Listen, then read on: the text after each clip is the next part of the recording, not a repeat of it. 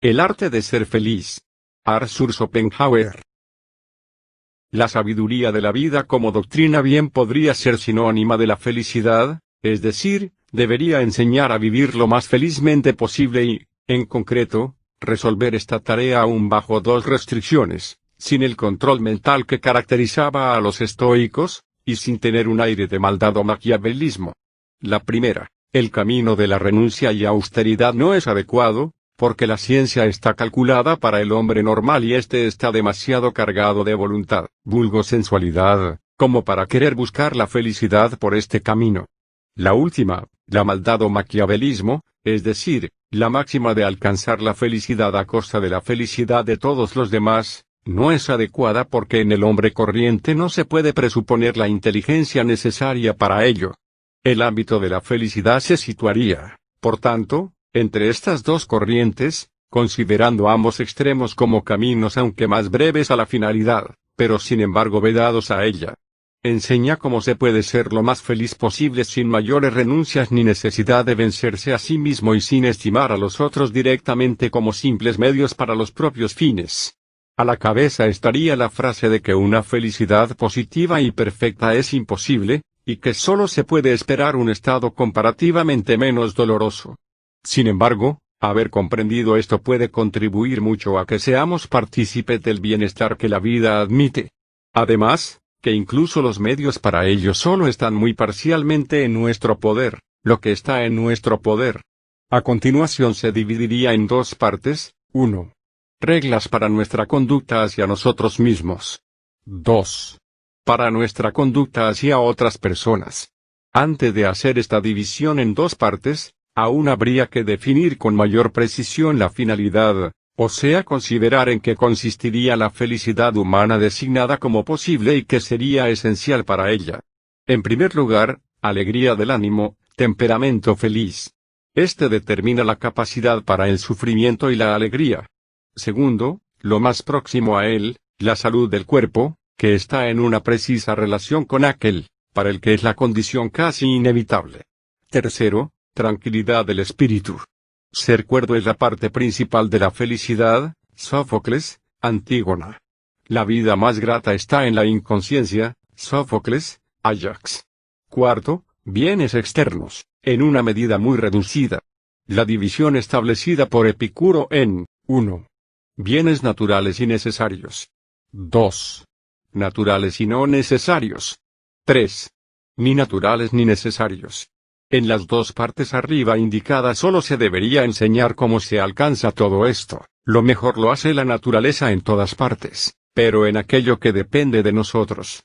Esto se haría por medio del establecimiento de reglas para la vida, pero estas no deberían sucederse sin orden, sino puestas bajo rúbricas, de las que cada una tendría a su vez sus subdivisiones. Esto es difícil y no conozco ningún trabajo previo al respecto. Por eso, lo mejor es apuntar las reglas de esta clase primero tal como se nos ocurran y rubricarlas después y subordinarlas unas a otras. Como ensayo. Regla número 1. Todos hemos nacido en Arcadia, es decir, entramos en el mundo llenos de aspiraciones a la felicidad y al goce y conservamos la insensata esperanza de realizarlas, hasta que el destino nos atrapa rudamente y nos muestra que nada es nuestro, sino que todo es suyo, puesto que no solo tiene un derecho indiscutible sobre todas nuestras posesiones, sino además sobre los brazos y las piernas, los ojos y las orejas, hasta sobre la nariz en medio de la cara. Luego viene la experiencia y nos enseña que la felicidad y el goce son puras quimeras que nos muestran una ilusión en las lejanías, mientras que el sufrimiento y el dolor son reales, que se manifiestan a sí mismos inmediatamente sin necesitar la ilusión y la esperanza. Si esta enseñanza trae frutos, entonces cesamos de buscar felicidad y goce y solo procuramos escapar en lo posible al dolor y al sufrimiento. El prudente no aspira al placer, sino a la ausencia de dolor. Aristóteles, Ética a Nicómaco. Reconocemos que lo mejor que se puede encontrar en el mundo es un presente indoloro, tranquilo y soportable. Si lo alcanzamos, sabemos apreciarlo y nos guardamos mucho de estropearlo con un anhelo incesante de alegrías imaginarias o con angustiadas preocupaciones cara a un futuro siempre incierto que, por mucho que luchemos, no deja de estar en manos del destino. Acerca de ello, ¿por qué habría de ser necio procurar en todo momento que se disfrute en lo posible del presente como lo único seguro, puesto que toda la vida no es más que un trozo algo más largo del presente y como tal totalmente pasajera? Acerca de ello, número 14. Regla número 2. Evitar la envidia. Nunca serás feliz si te atormenta que algún otro es más feliz que tú. Séneca, de la ira. Cuando piensas cuántos se te adelantan, ten en cuenta cuántos te siguen. Séneca, Cartas a Lucilia. No hay nada más implacable y cruel que la envidia, y sin embargo, nos esforzamos incesante y principalmente en suscitar envidia. Regla número 3. Carácter adquirido. Al lado del carácter inteligible y del empírico, hay que mencionar otro que es diferente de estos dos, el carácter adquirido, al que solo se consigue en la vida a través del ejercicio en el mundo, y del que se habla cuando se elogia a alguien como hombre con carácter o cuando se critica a alguien por su falta de carácter. Se podría pensar que el carácter empírico, en tanto manifestación del inteligible, por ser invariable y, como todo fenómeno natural, consecuente en sí mismo, también en el ser humano debería mostrarse siempre igual a sí mismo y consecuente, y que no sería necesario que se adquiera artificialmente un carácter por medio de la experiencia y la reflexión. Pero no es así, y aunque siempre somos la misma persona, no siempre nos comprendemos a nosotros mismos en todo momento, sino que nos equivocamos con respecto a nosotros mismos hasta que hemos alcanzado en cierto grado el verdadero conocimiento de nosotros mismos.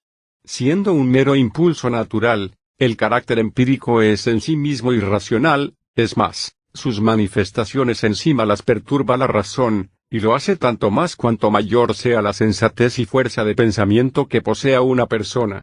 Porque éstas siempre le muestran lo que le corresponde al ser humano en general en tanto carácter de toda la especie y lo que son las posibilidades de éste a partir de su volición y sus esfuerzos. Debido a este hecho le resulta más difícil comprender lo que él mismo, conforme a su individualidad, quiere y puede dentro de todo el conjunto de posibilidades.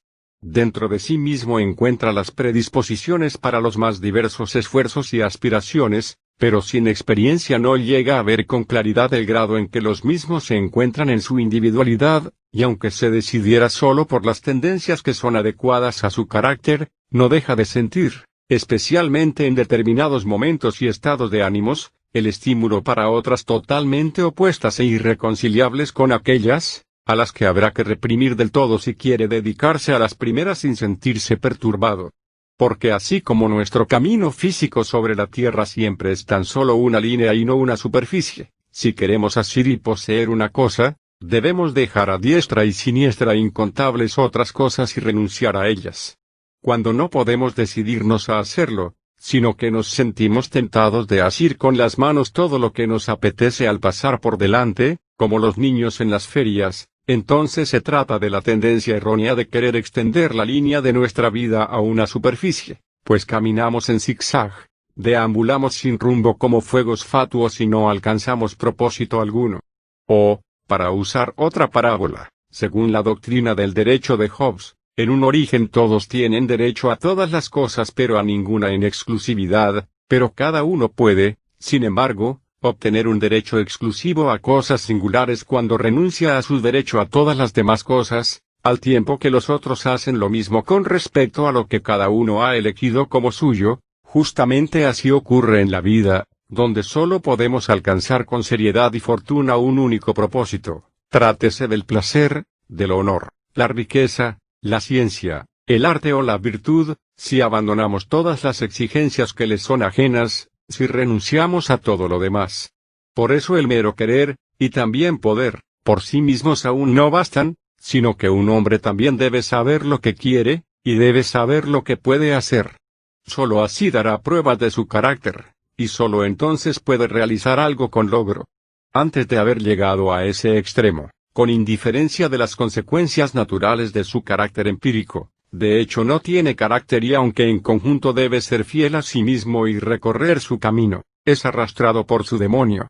Así, no seguirá una trayectoria perfectamente recta, sino una línea temblorosa y desigual, vacilará, se desviará, volverá atrás, se causará a sí mismo arrepentimientos y dolor.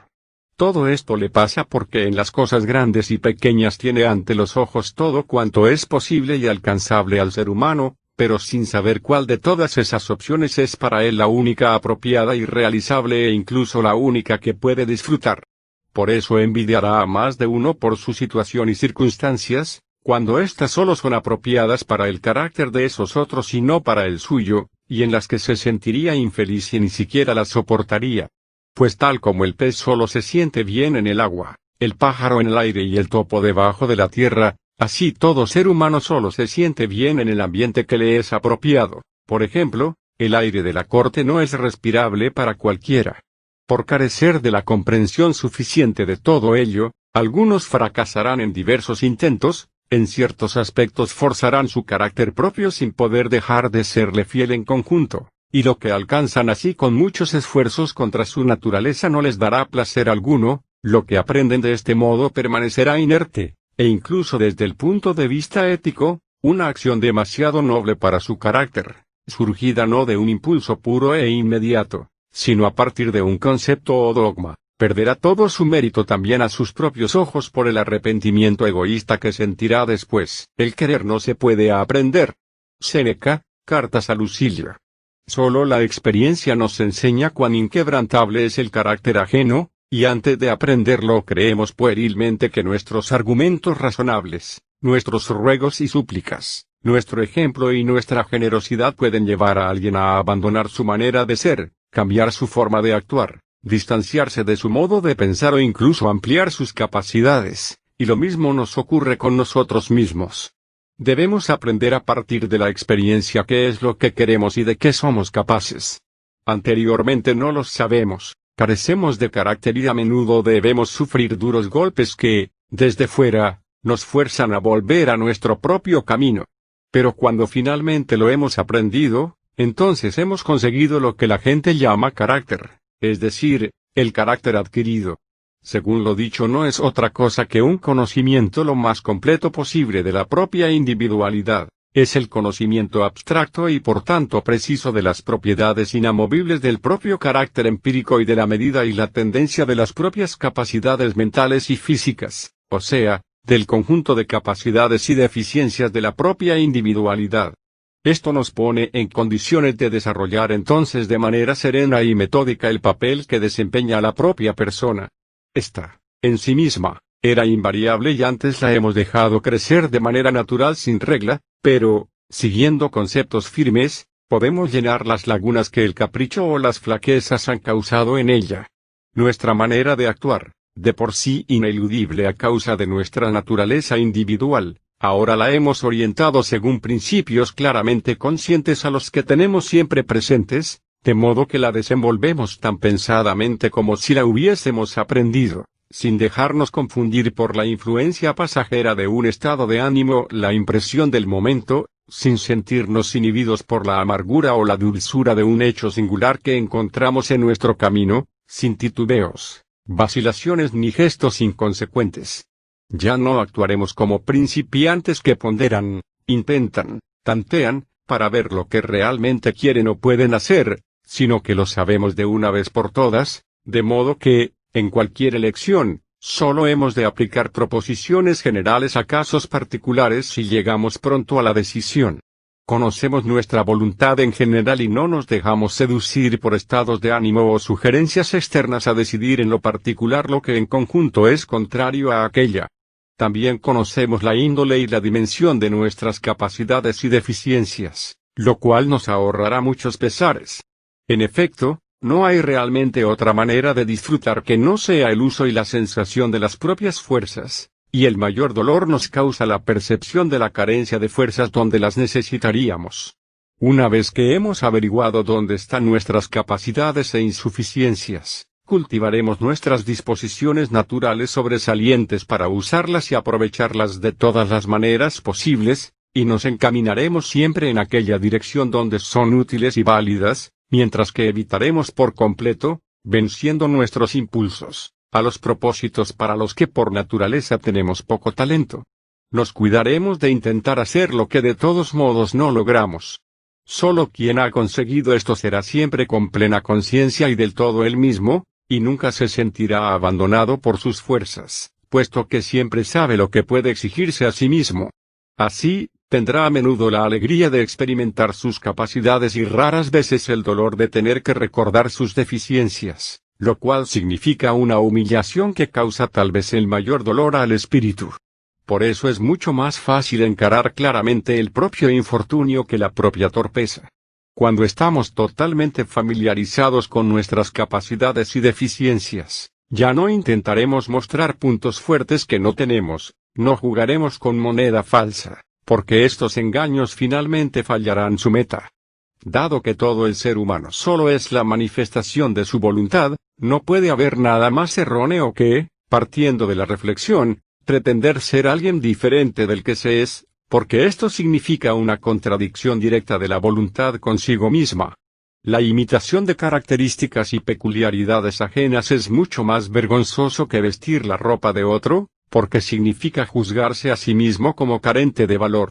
A este respecto, el conocimiento de la propia mentalidad y de todas las clases de capacidades personales y de sus límites variables es el camino más seguro para llegar a estar lo más satisfecho que se pueda de uno mismo. Porque tanto para las circunstancias interiores como para las exteriores es cierto que no hay otro consuelo eficaz que la plena certeza acerca de la necesidad ineludible. Un mal que nos ha afectado no nos atormenta tanto como pensar en las circunstancias que lo podrían haber evitado. Por eso, para tranquilizarnos no hay otro remedio mejor que el de considerar lo sucedido desde el punto de vista de la necesidad, desde el cual todos los accidentes se muestran como obra de un destino imperante, de modo que reconocemos el mal acaecido como inevitablemente producido por el conflicto entre circunstancias interiores y exteriores, o sea como fatalidad. Y, de hecho, solo seguimos lamentándonos mientras esperamos poder impresionar así a los demás, y seguimos enfurecidos mientras hacemos inusitados esfuerzos para mantenernos excitados. Pero tanto niños como adultos saben conformarse tan pronto que comprenden claramente que las cosas no tienen remedio, dominando con fuerza el rencor guardado en el pecho. Homero, Ilíada. Nos parecemos a los elefantes capturados que durante muchos días siguen enfurecidos y agresivos, hasta que ven que es infructuoso y súbitamente ofrecen serenos su nuca al yugo, quedando domados para siempre.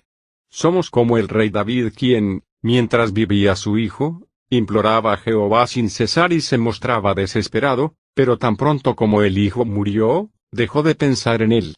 A esto se debe que muchas personas soportan con total indiferencia incontables males persistentes, como la deformidad, la pobreza, el nivel social bajo, la fealdad, un lugar de residencia desagradable, a tal punto que ya ni siquiera los sienten, cual heridas cicatrizadas, simplemente porque saben que nada se escapa a la necesidad interior o exterior que se pueda modificar. Los más felices, en cambio, no comprenden cómo algo así puede soportarse. Nada nos reconcilia más firmemente con la necesidad exterior e interior como su conocimiento preciso. Cuando hemos reconocido de una vez por todas nuestros fallos y deficiencias lo mismo que nuestras características buenas y capacidades, y hemos puesto nuestras metas de acuerdo con ellas, conformándonos con el hecho de que ciertas cosas son inalcanzables, entonces evitamos de la manera más segura y en la medida en que nuestra individualidad lo permite el sufrimiento más amargo, que es el descontento con nosotros mismos como consecuencia inevitable del desconocimiento de la propia individualidad, de la falsa presunción y la arrogancia que resulta de ella. Los capítulos amargos de la recomendación del conocimiento de sí mismo se pueden ilustrar excelentemente con este verso de Ovidio: el mejor libertador de aquel espíritu fue quien rompió las ligaduras que le ataban el pecho y dejó de sufrir de una vez por todas. Ovidio, Remedios de Amor. Aquí terminamos nuestro comentario sobre el carácter adquirido, que es menos importante para la ética propiamente dicha que para la vida en el mundo social, pero cuya consideración se juntaba, sin embargo, como tercer tipo al lado del carácter inteligible y del empírico, sobre los cuales nos tuvimos que extender en una reflexión algo más detallada para precisar cómo la voluntad, en todas sus manifestaciones, está sometida a la necesidad, al tiempo que en sí misma, no obstante, se la puede calificar como libre e incluso omnipotente. Regla número 4. Sobre la relación entre las pretensiones y las posesiones. los bienes que a alguien nunca se le había pasado por la cabeza pretender, no los echa en absoluto de menos, sino que está plenamente contento sin ellos.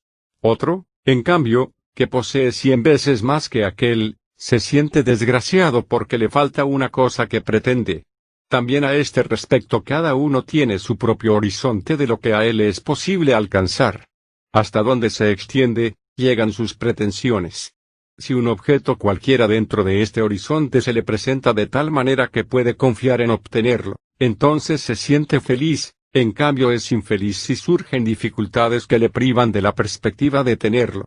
Lo que se halla fuera del alcance de su vista no ejerce ningún efecto sobre él. Esta es la razón por la cual el pobre no se inquieta por las grandes posesiones de los ricos, y por la que, a su vez, el rico no se consuela con lo mucho que ya posee cuando no se cumplen sus pretensiones. La riqueza es como el agua de mar, cuanto más se beba, más sed se tendrá. Lo mismo vale para la fama.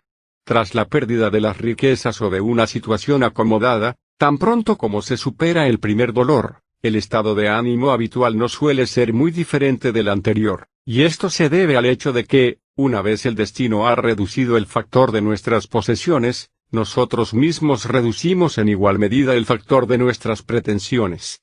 Esta operación es, ciertamente, lo propiamente doloroso en un caso de infortunio. Una vez terminada, el dolor va disminuyendo hasta que finalmente no se lo siente más, la herida cicatriza. A la inversa, en un caso de buena fortuna sube el compresor de nuestras pretensiones y éstas se expanden, esto constituye la alegría. Pero tampoco dura más tiempo del que hace falta para terminar del todo esta operación, nos acostumbramos a la dimensión más extensa de nuestras pretensiones y nos volvemos indiferentes hacia las posesiones correspondientes. Esto ya lo indica el pasaje homérico de la Odisea que termina así, pues así es el talante de los humanos que habitan la tierra, como la suerte del día que el Padre va mandando a dioses y seres humanos. La fuente de nuestro descontento se encuentra en nuestros intentos siempre renovados de subir el nivel del factor de las pretensiones, mientras la inmovilidad del otro factor lo impide. Regla número 5. La medida natural e individual del dolor. Por cierto que la observación sobre lo inevitable del dolor y sobre la sustitución de una cosa por la otra y el introducir lo nuevo expulsando lo anterior podría llevarnos incluso a la hipótesis paradójica, aunque no descabellada, de que en todo individuo la naturaleza determina definitivamente la medida del dolor que es característica para él, una medida que no se podría dejar vacía ni tampoco colmar demasiado, por mucho que cambie la forma del sufrimiento. Según esta idea, el sufrimiento y bienestar no vendrían determinados desde fuera, sino precisamente por esa medida o disposición, que podría experimentar algún aumento o disminución según el estado físico y los distintos momentos, pero que en conjunto permanecería igual, siendo simplemente lo que se llama del temperamento de cada uno o, mejor dicho, el grado en que su mente sería más liviana o más grave, como lo expresa Platón en el primer libro de la República.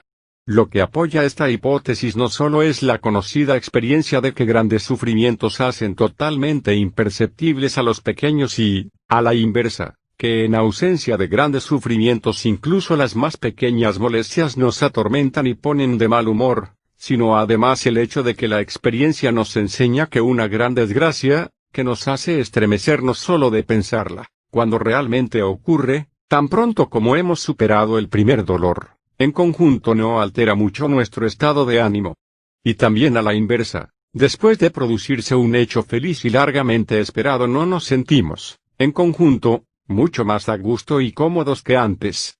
Solo el instante en que se produce dicho cambio nos conmueve de manera inusitadamente fuerte, sea en forma de un profundo lamento o en la de una exclamación de júbilo. Mas, ambos desaparecen pronto porque se basan en un engaño. No surgen a partir del dolor o del placer inmediatos y actuales, sino debido al anuncio de un futuro nuevo que se anticipa en ellos. Solo por el hecho de que el dolor o la alegría hacen un préstamo al futuro es posible que sean tan inusualmente grandes y, por tanto, no duraderos. A favor de la hipótesis según la cual tanto en la cognición como en los sentimientos de sufrimiento o bienestar una gran parte estaría determinada subjetivamente y a priori, se pueden alegar todavía como prueba las observaciones de que, al parecer, El ánimo alegre o triste de las personas no está determinado por circunstancias externas, como riqueza o clase social, porque entre los pobres encontramos al menos el mismo número de caras contentas que entre los ricos. Por añadidura, los motivos que llevan al suicidio son muy diversos, de manera que no podemos indicar una desgracia lo bastante grande para que induzca con gran probabilidad a cualquier carácter al suicidio, y hay pocos males pequeños que, por insignificantes que parezcan, no hayan provocado también suicidios.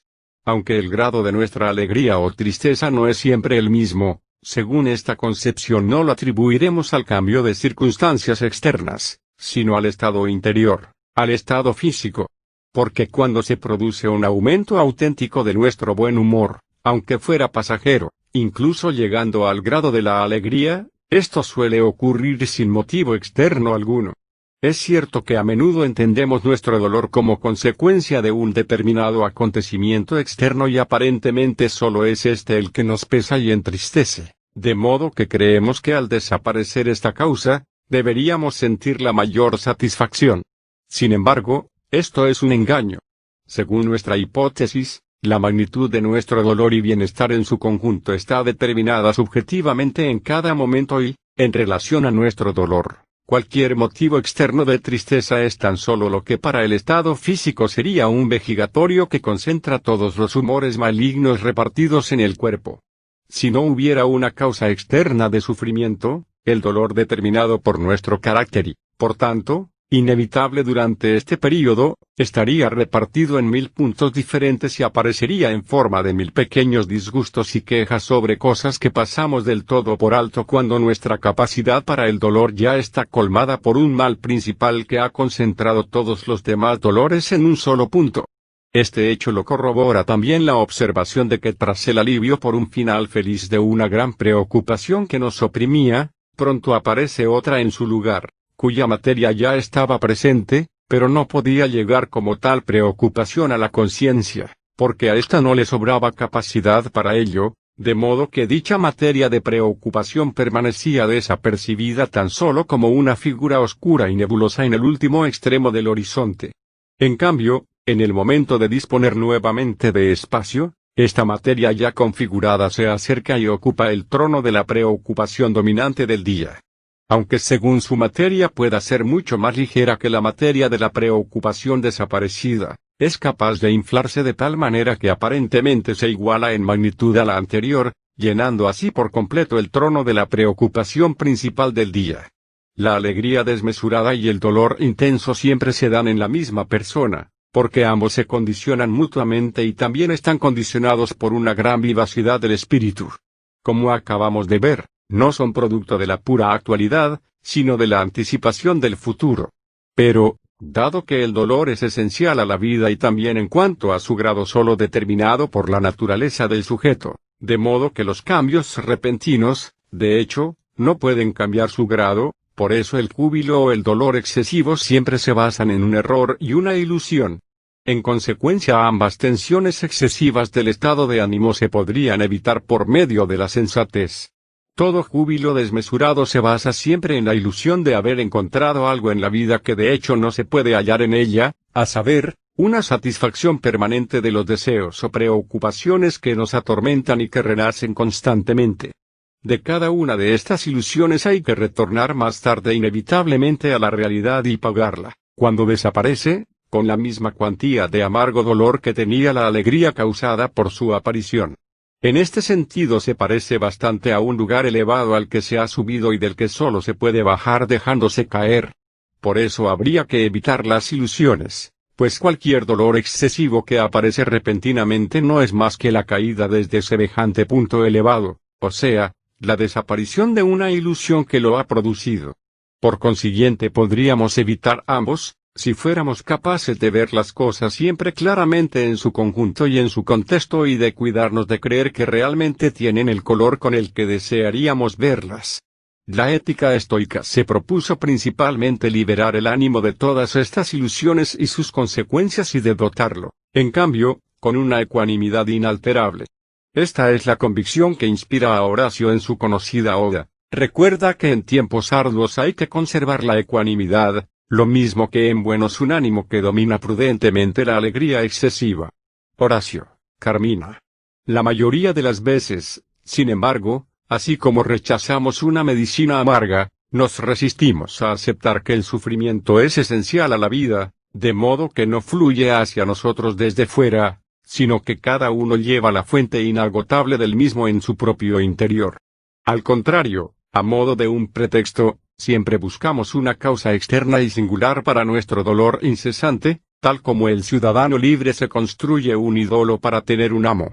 Porque nos movemos incansablemente de un deseo a otro y, aunque ninguna satisfacción alcanzada, por mucho que prometía, nos acaba de contentar, sino generalmente pronto se presenta como error vergonzoso, no terminamos de admitir que estamos llenando la bota de las Danaides, sino que corremos detrás de deseos siempre nuevos, pues mientras nos falta lo que deseamos, nos parece que supera a todo en valor, pero cuando fue alcanzado, se presenta otra cosa, y así siempre estamos presos de la misma sed, nosotros que anhelamos la vida.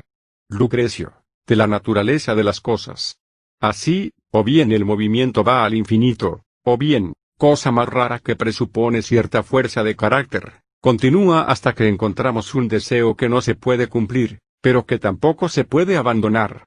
Entonces tenemos en cierto modo lo que buscamos, a saber, algo que en todo momento podemos acusar, en lugar de nuestro propio carácter, como la fuente de nuestros sufrimientos y que nos hace enemigos de nuestro destino, pero que, en cambio, nos reconcilia con nuestra existencia, porque vuelve a alejar de nosotros la necesidad de admitir que el sufrimiento es esencial a esta existencia misma y que la verdadera satisfacción es imposible. La consecuencia de esta última forma de desarrollo es un estado de ánimo algo melancólico, que significa soportar constantemente un gran dolor único y el desprecio resultante de todos los pequeños sufrimientos o alegrías, por lo cual se trata de un fenómeno algo más digno que la constante persecución de ilusiones siempre nuevas, que es mucho más vulgar. Regla número 6. Hacer con buena voluntad lo que se puede y tener la voluntad de soportar el sufrimiento inevitable. Debemos vivir no como queremos, sino como podemos, como dice Nomisi Poetae Graeci. Regla número 7. Reflexionar a fondo sobre una cosa antes de emprenderla, pero, una vez que se ha llevado a cabo y se pueden esperar los resultados, no angustiarse con repetidas consideraciones de los posibles peligros, sino desprenderse del todo del asunto, mantener el cajón del mismo cerrado en el pensamiento y tranquilizarse con la convicción de que en su momento se ha ponderado todo exhaustivamente. Si el resultado, no obstante, llega a ser malo, ello se debe a que todas las cosas están expuestas al azar y al error. Regla número 8. Limitar el propio ámbito de acción, así se da menos prisa al infortunio. La limitación nos hace feliz, etc. Regla número 9. El prudente no aspira al placer, sino a la ausencia de dolor. Aristóteles, Ética a Nicómaco. Regla número 10. Sométete a la razón si quieres someterlo todo. Séneca, Cartas a Lucilio. Regla número 11. Una vez que un infortunio se ha producido y no se puede remediar, no permitirse pensar que pudiera ser de otra manera, como el rey David y los elefantes capturados. De otro modo uno se convierte en un torturador de sí mismo. Terencio. Pero lo inverso tiene la ventaja de que el castigo de sí mismo vuelve a uno más prudente en una próxima ocasión. Regla número 12. Sobre la confianza. Nada será tan provechoso como comportarse de manera no llamativa y hablar muy poco con los demás, pero mucho consigo mismo. Hay una especie de seducción del diálogo que se introduce secretamente engatusándonos, y no hace otra cosa que embriagarnos y sacarnos secretos de amor. Nadie callará lo que ha oído, nadie dirá justo aquello que ha oído. Aquel que no puede callar sobre un asunto, tampoco mantendrá silencio sobre su autor. Cada uno tiene alguna persona en la que confía tanto como en nosotros. Confía en él aunque domine sus habladurías y se conforme con el oído de una persona, finalmente informará al pueblo. Así, lo que hace un momento era un secreto, estará en boca de todos. Regla número 13. Cuando estamos alegres no debemos pedirnos permiso para ello con la reflexión de si a todas luces tenemos motivo para estarlo. No hay nada que tenga una recompensa más segura que la alegría, porque en ella la recompensa y la acción son una misma cosa. Nota. Quien está alegre siempre tiene motivo para ello, a saber, justamente el de estar alegre. Nada hay que pueda sustituir tan perfectamente como la alegría a cualquier otro bien. Cuando alguien es rico, joven, bello y famoso, hay que preguntarse si además es alegre para enjuiciar su felicidad. Pero a la inversa, si es alegre, no importa si es joven, viejo, pobre o rico, es feliz. Por ello debemos abrir todas las puertas a la alegría, cuando sea que llegue. Porque nunca llega a deshora. En cambio, a menudo tenemos reparos en dejarla entrar, porque primero queremos considerar si realmente tenemos motivo para estar alegres o si eso no nos distrae de nuestras reflexiones serias y preocupaciones profundas. Lo que mejoramos con estas últimas es muy incierto, mientras que la alegría es la ganancia más segura, y puesto que solo tiene valor para el presente, es el bien más elevado para aquellos seres cuya realidad tiene la forma de un presente indivisible entre dos tiempos infinitos. Si es así que la alegría es el bien que puede sustituir a todos los demás, mientras que ningún otro bien la puede sustituir a ella, por consiguiente deberíamos preferir la adquisición de este bien a la de cualquier otra cosa. Ahora bien, es cierto que no hay nada que contribuya menos a la alegría que las circunstancias externas de la fortuna y nada que la favorezca más que la salud. Por eso debemos dar preferencia a esta ante todo lo demás y, en concreto, procurar conservar un alto grado de perfecta salud, cuya flor es la alegría. Su adquisición requiere evitar todos los excesos, también todas las emociones intensas o desagradables, también todos los grandes y constantes esfuerzos intelectuales, finalmente al menos 2 horas de movimiento rápido al aire libre. Regla número 14. Se podría decir que buena parte de la sabiduría de la vida se basa en la justa proporción entre la atención que prestamos en parte al presente y en parte al futuro para que la una no pueda estropear a la otra. Muchos viven demasiado en el presente, los imprudentes, otros demasiado en el futuro, los miedosos y preocupados, raras veces alguien mantendrá la medida justa. Quienes solo viven en el futuro con sus ambiciones, que siempre miran hacia adelante y corren impacientes al encuentro de las cosas venideras como si solo éstas pudieran traer la verdadera felicidad, y dejan que, mientras tanto, el presente pase de largo sin disfrutarlo ni prestarle atención. Estas personas se parecen al asno italiano de Tischben, con su fajo de heno atado con una cuerda delante de él para acelerar su paso. Siempre viven solo el momento, hasta que mueren. La tranquilidad del presente solo la pueden molestar aquellos males que son seguros y cuyo momento de producirse es igualmente seguro.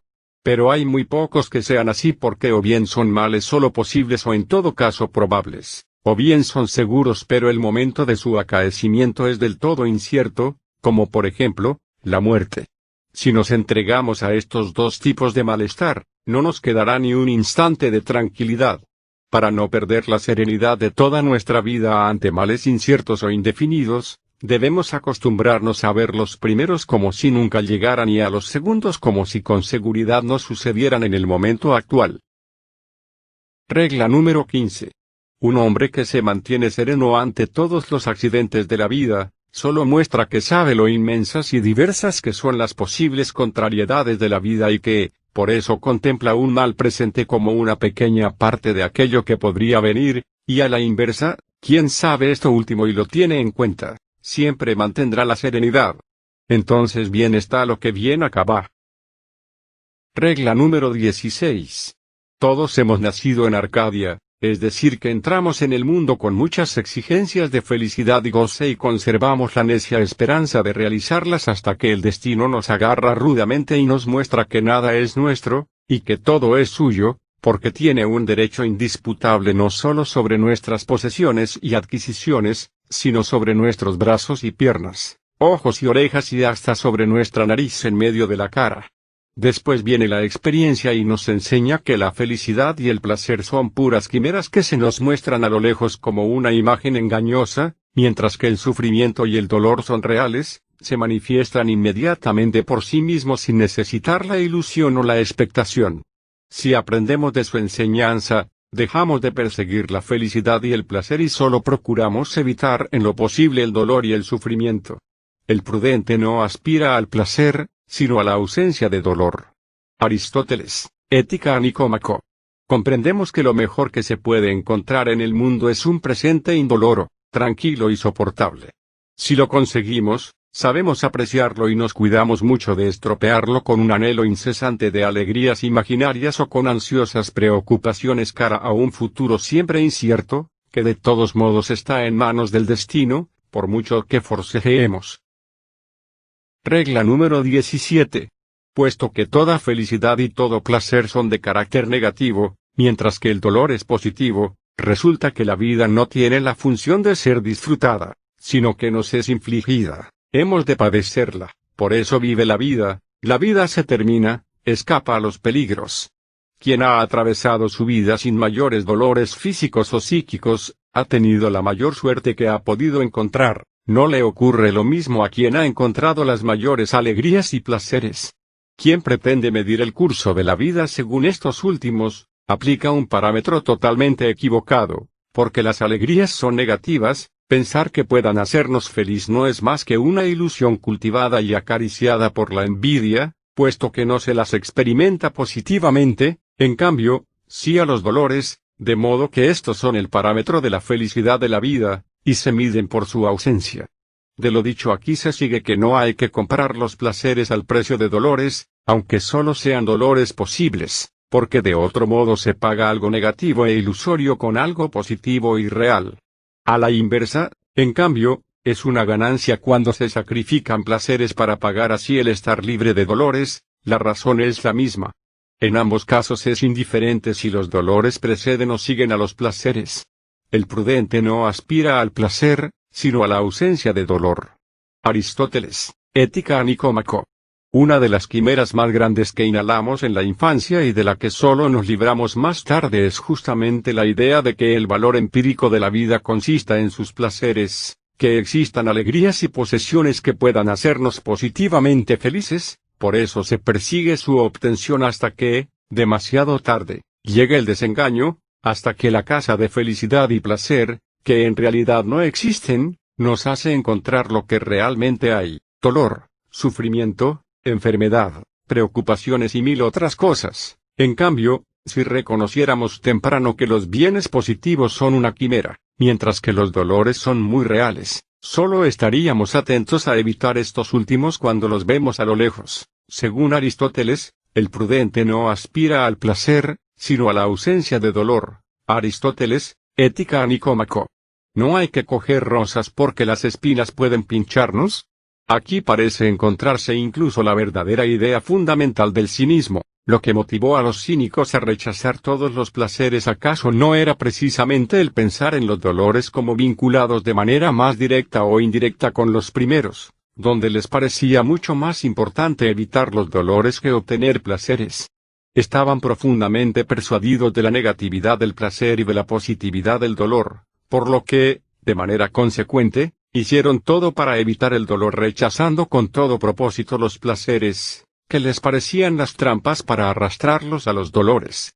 Y aquí puede añadirse, la vida de los seres humanos tiene dos lados principales, uno subjetivo, interior y otro objetivo, exterior.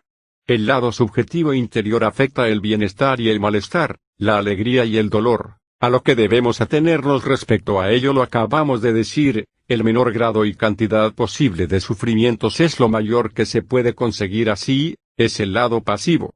El lado objetivo, exterior es la imagen que representa nuestra manera de vivir, el modo en que desempeñamos nuestro papel, el vivir bella o malamente. Aquí se encuentra la virtud, el heroísmo, los logros del espíritu, es la parte activa. Y aquí la diferencia entre las personas es mucho mayor que en aquel otro lado, donde la única distinción es un poco más o menos de sufrimiento. Por eso deberíamos poner nuestra atención principalmente en este lado objetivo de nuestra vida, el vivir bellamente, mientras la mayoría de las veces nos fijamos en el otro lado, el vivir bien. Puesto que nuestros actos se encuentran en este lado objetivo, el que se muestra externamente, los griegos llamaron la virtud y lo que pertenece a ella, lo que es bello de ver. y dado que solo en este lado hay grandes diferencias entre una persona y otra, incluso aquella que aquí se sitúa en el primer lugar, en aquel primer lado, no obstante, se parece bastante a las demás, también para ella la felicidad positiva no existe, sino solo el sufrimiento positivo, como para todos los demás. Una corona de laurel, donde la veas, es una señal. Cita libre del verso: la corona de laurel, donde se te aparece, es una señal de sufrimiento más que de felicidad. Goethe, Tasso. Regla número 18. En todas las cosas que afectan nuestro bienestar y malestar, nuestras esperanzas y temores, hay que poner riendas a la fantasía. Si nos pintamos en la fantasía posibles sucesos felices y sus consecuencias, solo nos hacemos la realidad aún más insoportable, construimos castillos en el aire y después los pagamos caros con la decepción. Pero el pintarse posibles infortunios puede tener consecuencias aún peores, puede convertir a la fantasía, como dice Gracián, en nuestro verdugo casero. Si tomáramos para las fantasías negras un tema muy lejano y lo escogiéramos libremente, no podría ser dañino, porque al despertar de nuestros sueños sabríamos enseguida que todo era invención y ésta contendría una advertencia contra infortunios lejanos pero posibles. Sin embargo, por provechoso que podría ser, de estas no suele ocuparse nuestra fantasía, solo construye ociosamente castillos alegres en el aire. En cambio, cuando alguna desventura ya nos amenaza realmente, a menudo la fantasía se dedica a recrearla pintándola siempre más grande, acercándola a más y haciéndola más terrible de lo que es. No podemos deshacernos de un sueño de esta clase al despertarnos, como lo haríamos con uno alegre. A este lo desdice inmediatamente la realidad, y lo que aún pudiera contener de aspectos posibles lo dejamos en manos del destino. No pasa lo mismo al despertar de fantasías oscuras. Nos falta el parámetro del grado de la probabilidad de la cosa, la hemos acercado y puesto ante nosotros, su posibilidad, en general, es segura, se convierte para nosotros en algo verosímil y sufrimos mucha angustia. Las cosas que afectan nuestro bienestar y malestar solo las tenemos que tratar con la capacidad de juicio, que va con conceptos e in abstracto, con la reflexión sobria y fría, no debemos dejar que la fantasía se acerque a ellas. Porque no es capaz de juzgar, solo nos muestra una imagen y esta emociona el ánimo inútilmente y a menudo de manera penosa. Por tanto, poner riendas a la fantasía. Regla número 19. No hay que entregarse a grandes júbilos ni a grandes lamentos ante ningún suceso, porque la variabilidad de todas las cosas puede modificarlo por completo en cualquier momento. En cambio, disfrutar en todo momento el presente lo más alegremente posible. Esta es la sabiduría de la vida. Pero la mayoría de las veces hacemos lo contrario, los planes y las preocupaciones cara al futuro, o también la nostalgia del pasado nos ocupan tan plena y constantemente que casi siempre menospreciamos y descuidamos el presente. Y, sin embargo, solo esté seguro, mientras que el futuro y también el pasado casi siempre son diferentes de cómo los pensamos. Engañándonos de esta manera, nos privamos de toda la vida. Aunque para la felicidad esto es bastante adecuado, de una filosofía más seria resulta, en cambio, que si bien la búsqueda del pasado siempre es inútil, la preocupación por el futuro lo es a menudo y por eso solo el presente es el escenario de nuestra felicidad. Lo cierto es, sin embargo, que este presente se convierte en pasado a cada momento y entonces resulta tan indiferente como si nunca hubiese existido. ¿Dónde queda, pues, un espacio para nuestra felicidad? Regla número 20. Mostrar ira u odio en palabras o en la expresión de la cara es inútil, peligroso, imprudente, ridículo y vulgar. Por eso no se debe mostrar la ira o el odio de ninguna otra manera que en los actos. Esto último se hará tanto más perfectamente cuanto más completamente se habrá evitado lo primero. Regla número 21. Puesto que los asuntos de la vida que nos conciernen aparecen y se entrelazan de una manera totalmente inconexa, fragmentaria, sin relación entre ellos y están en el contraste extremo sin tener nada más en común que el hecho de ser nuestros asuntos, debemos organizar nuestra manera de pensarlos y de preocuparnos por ellos igualmente de forma fragmentaria para que ésta les corresponda, es decir, debemos poder abstraer, debemos pensar, arreglar, disfrutar, sufrir cada cosa en su momento, sin preocuparnos de todo lo demás, tener, por así decirlo, cajons para nuestros pensamientos, donde abrimos uno y cerramos todos los demás. Así, una grave preocupación no nos destruirá cualquier pequeño placer actual privándonos de todo sosiego, una reflexión no desplazará a otra, la preocupación por un asunto grande no alterará en todo momento la preocupación por 100 asuntos pequeños, etc. Como en tantas otras ocasiones, aquí hay que ejercer una coacción sobre sí mismo, en la cual nos apoyará la reflexión de que cualquier persona debe sufrir de todos modos tantas y tan grandes coacciones y que una vida sin muchas coacciones sería imposible, pero que una pequeña coacción de sí mismo aplicada en el lugar justo puede prevenir a muchas coacciones posteriores desde fuera, del mismo modo como un pequeño segmento de un círculo cerca del centro corresponde y equivale a un segmento 100 veces mayor en la periferia más externa. Nada permite sustraernos mejor a la coacción externa que la coacción que nos aplicamos a nosotros mismos. Por eso, sométete a la razón si quieres sometértelo todo. Séneca, Cartas a Lucilia. Además, siempre mantenemos el poder sobre nuestra autocoacción, y en un caso extremo cuando afecta el punto más sensible de nuestra naturaleza, podemos aflojarla. En cambio la coacción externa es desconsiderada, intolerante y despiadada, por eso está bien prevenir esta por medio de aquella. Regla número 22. La primera proposición del arte de ser feliz es precisamente que esta expresión es un eufemismo y que vivir feliz solo puede significar vivir lo menos infeliz posible o, dicho más brevemente, de manera soportable. Se podría defender muy bien la afirmación de que el fundamento de la verdadera sabiduría de la vida en la frase de Aristóteles consiste únicamente en evitar en lo posible los incontables males de la vida sin interesarse en absoluto por sus placeres y cosas agradables.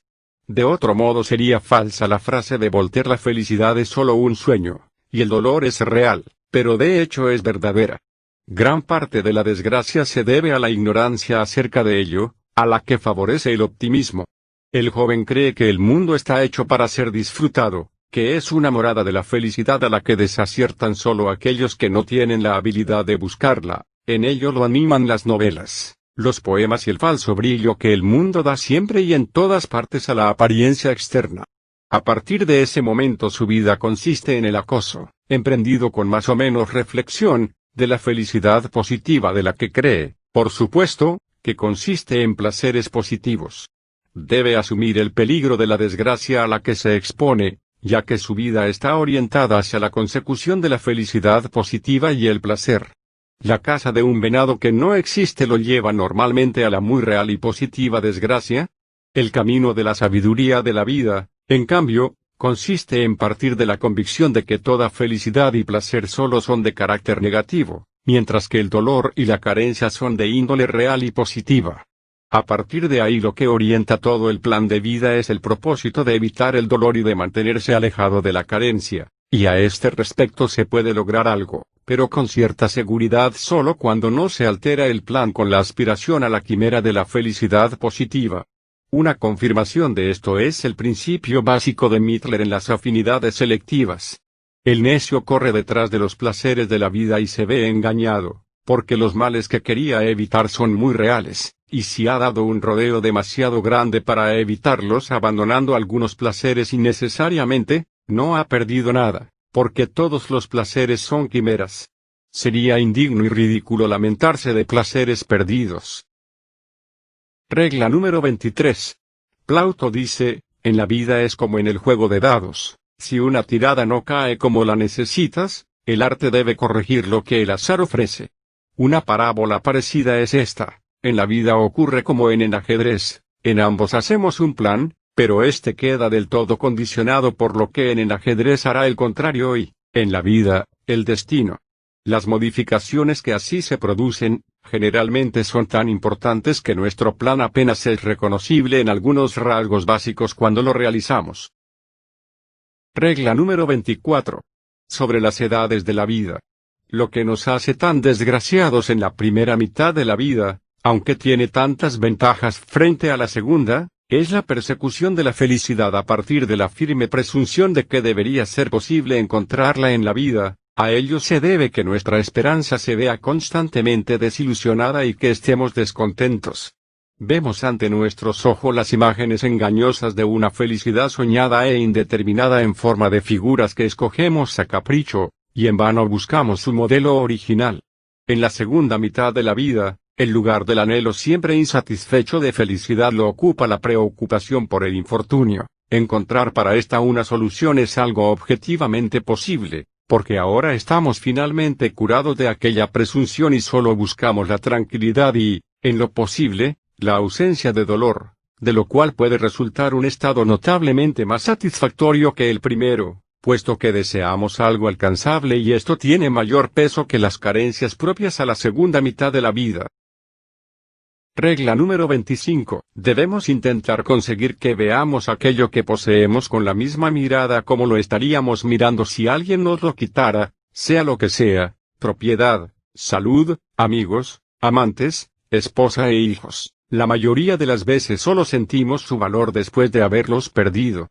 Si lo conseguimos, en primer lugar, la posesión nos hará más inmediatamente felices, y, en segundo lugar, prevenimos entonces por todos los medios la pérdida, no expondremos lo que poseemos a ningún peligro, evitaremos que se enojen los amigos, no pondremos a prueba la fidelidad de las mujeres, vigilaremos la salud de los niños, etc. Al mirar todo aquello que no poseemos solemos pensar, ¿cómo sería si eso fuese mío? Y de este modo llegamos a sentir la falta. En lugar de ello, ante las cosas que poseemos deberíamos pensar a menudo, ¿cómo sería si perdiera esto? Regla número 26. Poner una meta a nuestros deseos, frenar nuestras apetencias, domar nuestra ira, tener siempre en mente que el ser humano no puede alcanzar más que una mínima parte de todo lo deseable y que muchos males son inevitables, así podremos soportar y renunciar. Además, también en posesión de la mayor riqueza y del mayor poder nos sentiremos miserables. Mientras emprendes una obra lee y consulta siempre a los doctos, acerca de cómo puedas llevar la vida con la mente serena, que el deseo siempre necesitado no te atormente ni tampoco el miedo y la esperanza ante cosas poco útiles. Horacio. Regla número 27. Observar más a menudo a los que se encuentran peores que a los que parecen estar mejores en comparación con nosotros. Para nuestros verdaderos males no hay consuelo más eficaz que la observación de sufrimientos mucho más grandes de otros, al lado aquel que nos da el trato con los compañeros en la desgracia que se encuentran en la misma situación como nosotros. Regla número 28. Sobre las edades de la vida. Es un error compadecer la falta de alegría de la vejez y lamentar que algunos placeres le son negados. Todo placer es relativo, a saber, no es más que la satisfacción, el saciar una necesidad. El hecho de que el placer queda suprimido cuando se elimina la necesidad es tan poco lamentable como el de que alguien no puede seguir comiendo después de levantarse de la mesa o que no puede seguir durmiendo después del descanso nocturno. Es mucho más correcto el juicio de Platón, República, sobre la vejez por considerarla feliz en cuanto finalmente se calma la apetencia carnal por las mujeres. La comodidad y la seguridad son las necesidades principales de la vejez. Por eso los viejos aman sobre todo el dinero como sustituto de las fuerzas que les faltan. Al lado de ello están los placeres de la comida que sustituyen los placeres del amor. El lugar del deseo de ver, viajar y aprender lo ocupa el de enseñar y hablar. Pero es una suerte para el anciano si conserva el amor por el estudio, por la música e incluso por el teatro. Regla número 29. La frase de Epicuro. La riqueza acorde con la naturaleza está delimitada y es fácil de conseguir. Pero la de las vanas ambiciones se derrama al infinito. Diógenes Laertios, Vitae Philosophorum. Entre los deseos unos son naturales y necesarios. Otros naturales y no necesarios. Otros no son naturales ni necesarios, sino que nacen de la vana opinión. Diógenes Laercio, Vidas de los filósofos. Regla número 30. La actividad, el emprender algo o incluso solo aprender algo es necesario para la felicidad del ser humano.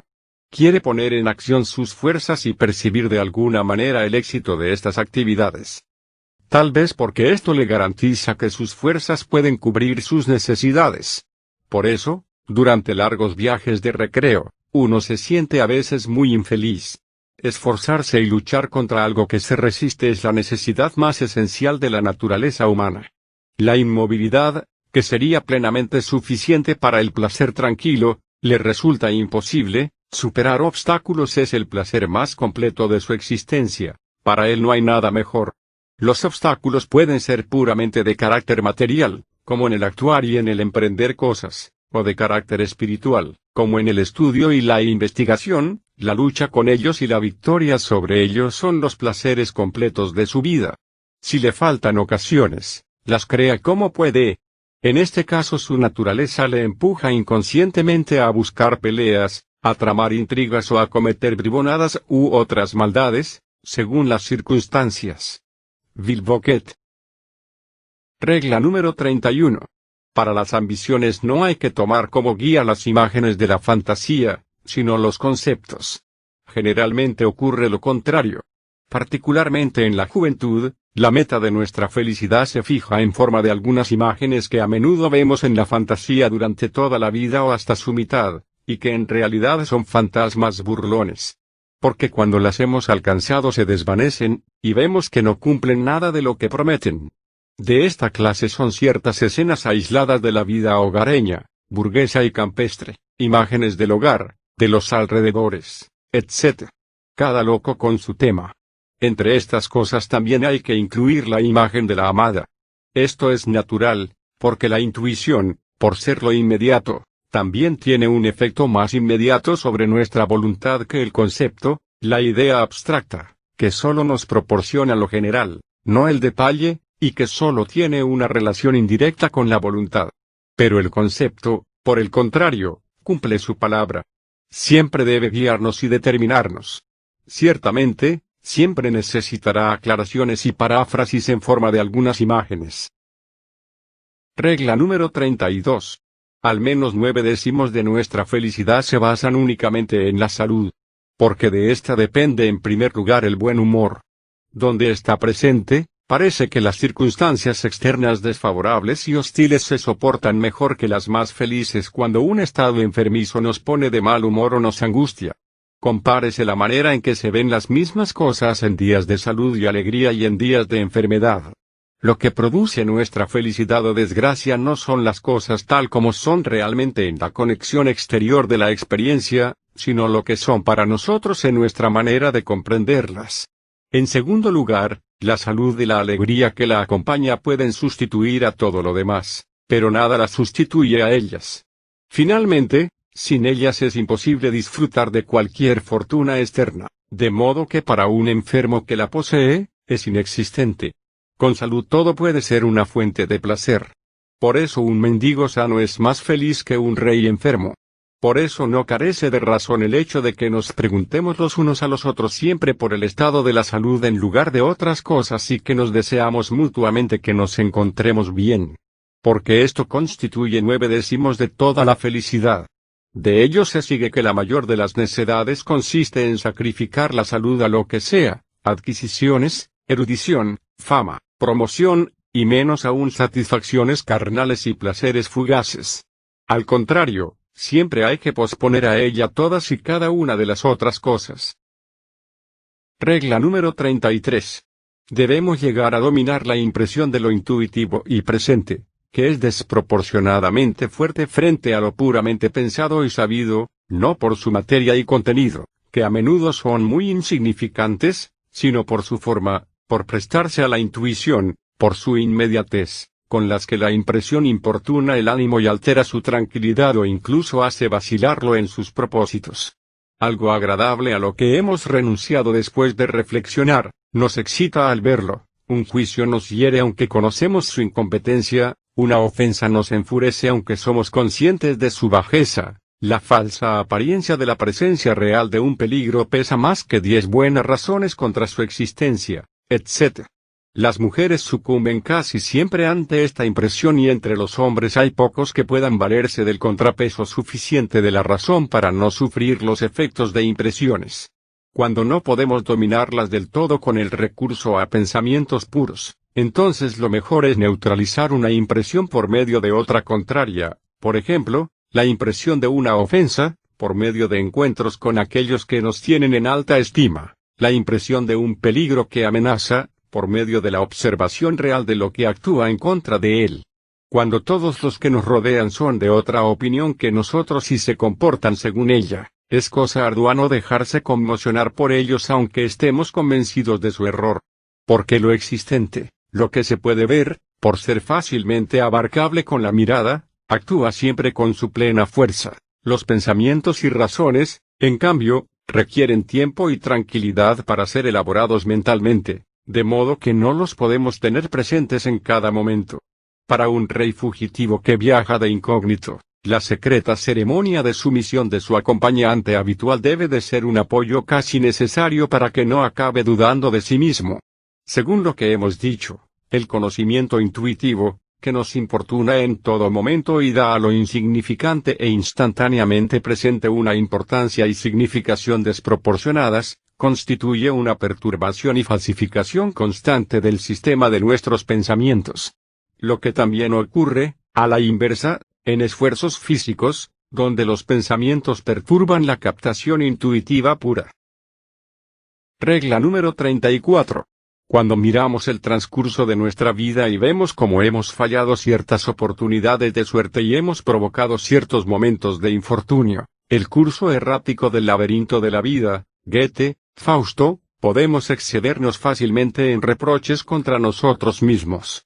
Porque el curso de nuestra vida no es en absoluto simplemente nuestra propia obra, sino el producto de dos factores, a saber, de la serie de acontecimientos y de la serie de nuestras decisiones. Y lo es incluso de tal manera que, en ambas series, nuestro horizonte es muy limitado y que no podemos predecir de lejos nuestras decisiones y menos aún prever los acontecimientos, sino que de ambas series solo conocemos las decisiones y acontecimientos actuales. Por eso, cuando nuestra meta todavía se halla lejos, ni siquiera podemos dirigirnos directamente hacia ella, sino solo de manera aproximada y guiándonos por conjeturas. Es decir, según nos lo indican las circunstancias debemos decidirnos en cada instante con la esperanza de acertar de tal manera que nos acercamos a nuestra meta principal. Así, las circunstancias dadas y nuestros propósitos básicos se pueden comparar con fuerzas que tiran en dos direcciones distintas, y la diagonal resultante es el curso de nuestra vida. Regla número 35. Lo que más frecuentemente y casi forzosamente descuidamos y dejamos de tener en cuenta en nuestros planes de vida son las transformaciones que el tiempo mismo en nosotros. A ello se debe que a menudo trabajamos en dirección a asuntos que, una vez alcanzados, ya no son adecuados para nosotros, o también que pasamos los años con los trabajos preparatorios para una obra que nos quitan inadvertidamente las fuerzas para la obra misma. Regla número 36. El medio más seguro para no volverse infeliz es no desear llegar a ser muy feliz, es decir, poner las exigencias de placer, posesiones, rango, honores, etc., a un nivel muy moderado, porque precisamente la aspiración a la felicidad y la lucha por ella atraen los grandes infortunios.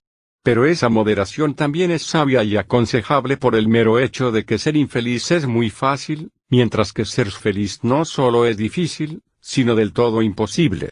En particular no conviene edificar la felicidad sobre un fundamento muy ancho por medio de muchos requisitos, porque si se sostiene sobre tal fundamento se derrumba con la mayor facilidad. Puesto que el edificio de nuestra felicidad se comporta a este respecto a la inversa de cualquier otro, que se sostiene más firmemente sobre una base amplia. Mantener las exigencias lo más modestas posibles en relación con los propios medios de todo tipo es la manera más segura de evitar las grandes desgracias. Pues toda felicidad positiva solo es una quimera, en cambio el dolor es real. Quien escoge la medianía dorada, seguro que sigue alejado de la suciedad de la cabaña corroída, permanece, modesto, lejos del lujo envidiado del palacio principesco. Más sacude el viento a la fuerte copa del pino, y en pesada caída se derrumban las altas torres, y los relámpagos golpean las cumbres de las montañas. Horacio, Carmina. Regla número 37.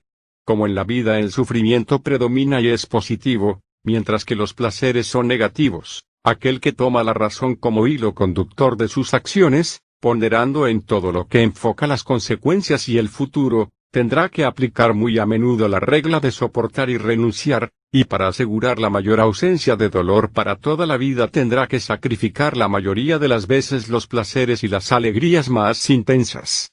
A ello se debe que la razón juega generalmente el papel de un mentor malhumorado que solicita siempre la renuncia sin prometer siquiera algo a cambio que no sea una existencia relativamente libre de sufrimientos. Esto se debe al hecho de que la razón abarca con sus conceptos la totalidad de la vida, y el resultado de ésta, en el caso que se puede calcular como más afortunado, no es otro que el antes mencionado. La necedad solo agarra una punta de la vida, y ésta puede ser muy placentera. Regla número 38. Cada uno vive en un mundo diferente, y este resulta ser diferente según la diferencia de las cabezas. Conforme a esta puede ser pobre, insípido, llano, o bien rico, interesante y significativo. Incluso la diferencia que el destino, las circunstancias y el entorno crean en el mundo de cada uno es menos importante que la primera. Además, esta última puede cambiar en manos del azar, la primera está irrevocablemente determinada por la naturaleza. Por eso, para bien y para mal, es mucho menos importante lo que sucede a uno en la vida que la manera en que lo experimenta, o sea el tipo y el grado de su receptividad en cualquiera de las maneras. No es razonable que a menudo uno envidie a otro por algunos sucesos interesantes de su vida, en lugar de ello debería tener envidia de la sensibilidad gracias a la cual esos sucesos parecen tan interesantes en su descripción. El mismo acontecimiento, que resulta tan interesante cuando lo vive un genio, en una cabeza sosa se habría convertido en una escena insípida del mundo cotidiano. Así, la misma escena que para un melancólico puede ser trágica, lo es mucho menos para un flemático y un sanguíneo. Por eso deberíamos aspirar menos a la posesión de bienes externos que a la conservación de un temperamento alegre y feliz y de una mente sana que en buena medida dependen de la salud, mens sana in corpore sano. Juvenal, Sátiras. Al principio del arte de ser feliz he dicho que lo que tenemos y lo que representamos son aspectos muy secundarios frente a lo que somos. Únicamente el estado de la conciencia es lo duradero y lo que tiene un efecto constante, todo lo demás solo tiene una influencia pasajera. El predominio del intelecto sobre la voluntad, puesto que ésta siempre causa mucho sufrimiento y poca alegría verdadera, el gran vigor y capacidad del intelecto que expulsa el aburrimiento y hace al ser humano interiormente rico, que logra infinitamente más que todas las distracciones que la riqueza puede comprar. Además, un ánimo contento y razonable, estas son las cosas que importan mucho. Con respecto a la felicidad de nuestra existencia, el estado, la condición de la conciencia, es absolutamente lo principal. Porque solo la conciencia es lo inmediato, mientras que todo lo demás es mediato por y dentro de éste. Puesto que nuestra vida no es inconsciente como la de las plantas, sino consciente y tiene como base y condición una conciencia, es evidente que la condición y el grado de plenitud de esta conciencia es lo más esencial para una vida agradable o desagradable. Regla número 39. Debido al poder secreto que preside incluso los sucesos más azarosos de nuestra vida, deberíamos acostumbrarnos a considerar todo acontecimiento como necesario, un fatalismo que resulta bastante tranquilizador y que, en el fondo, es correcto. Sin embargo, de la pura ley causal se sigue que verdaderamente posible ha sido solo aquello que ha llegado a ser real o que aún está por llegar a ser real. Pero el campo de la posibilidad solo aparece en parte tanto más grande que el de la realidad, porque el concepto abarca de un solo golpe toda una infinidad, mientras que el tiempo infinito en el cual aquella se realiza, no puede sernos dado, por lo cual no podemos abarcar todo el campo de la realidad, que es infinito como el tiempo, y por eso nos parece más pequeño. En parte se trata solo de una posibilidad teórica. En concreto, de esta manera, posible es aquello que puede suceder, pero lo que puede suceder sucede con seguridad, pues de no ser así, no puede suceder. La realidad es la conclusión para la cual la posibilidad aporta las premisas. Era patente que aquello cuyo fundamento está sentado, sigue inevitablemente, es decir, que no puede no ser, de modo que es necesario. Pero solo se tomaba como orientación esta última determinación y se decía, necesario es lo que no puede ser de otra manera, o cuyo contrario es imposible. pero se dejaba fuera de consideración la razón y la raíz de dicha necesidad, se pasaba por alto la relatividad de toda necesidad que resultaba de ello, construyendo así la ficción totalmente impensable de algo absolutamente necesario, es decir, de un algo cuya existencia sería tan imprescindible como el efecto de una causa, pero sin ser, de hecho, efecto de una causa, por lo cual no dependería de nada. Y esta frase adicional es una petición absurda, puesto que contradice la proposición de la causa. Partiendo de esta ficción y diametralmente en contra de la verdad, se declaraba como lo contingente precisamente todo aquello que estaba sentado por una causa, por considerar la relatividad de su necesidad, a la que se comparaba con aquella necesidad absoluta, totalmente absurda y contradictoria en su concepto. Kant mantiene esta determinación radicalmente equivocada de lo contingente y la da como explicación, crítica de la razón pura. Incluso entra en la contradicción más patente consigo mismo cuando dice, todo lo contingente tiene una causa, y añade, contingente es aquello cuyo no ser es posible. Mas el no ser de lo que tiene una causa es absolutamente imposible, por lo cual es necesario. Por cierto, el origen de toda esta explicación errónea de lo necesario y lo contingente ya lo podemos encontrar en Aristóteles, en concreto en Acerca de la generación y la corrupción, donde se define lo necesario como aquello cuyo no ser es imposible.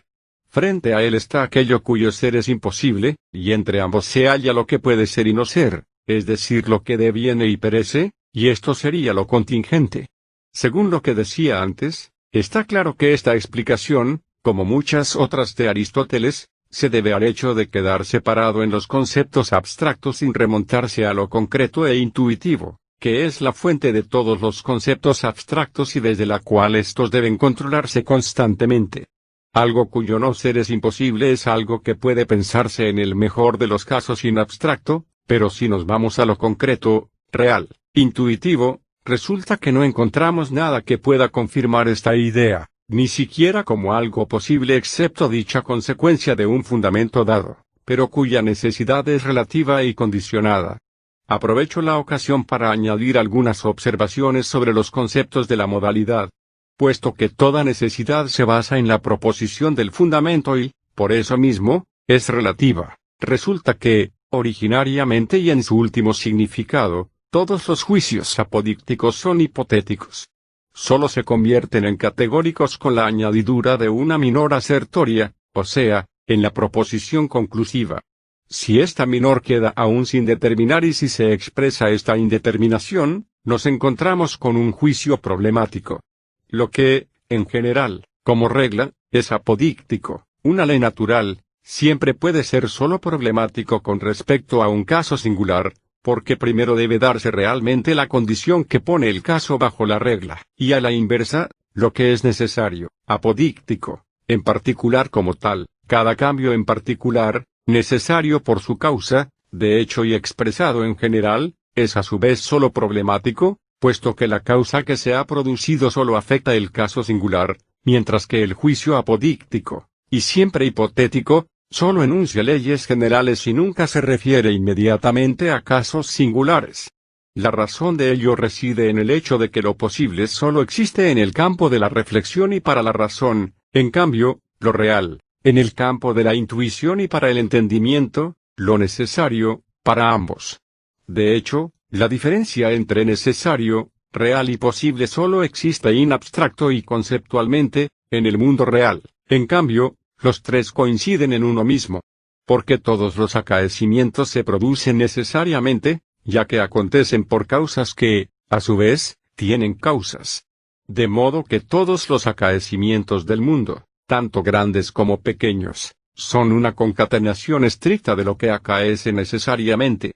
Conforme a ello todo lo real es al mismo tiempo necesario, y no hay diferencia entre realidad y necesidad en el mundo fáctico, ni tampoco entre realidad y posibilidad, porque lo no acaecido, es decir, lo no realmente devenido no era posible, puesto que las causas, sin las cuales no pudo acaecer en absoluto, tampoco acaecieron ellas mismas ni pudieron acaecer en la gran concatenación de las causas, de modo que era algo imposible. En consecuencia, todo proceso es o necesario o bien imposible. Sin embargo, Todo esto solo vale para el mundo real empírico, o sea, para el conjunto de las cosas singulares, de lo totalmente singular como tal.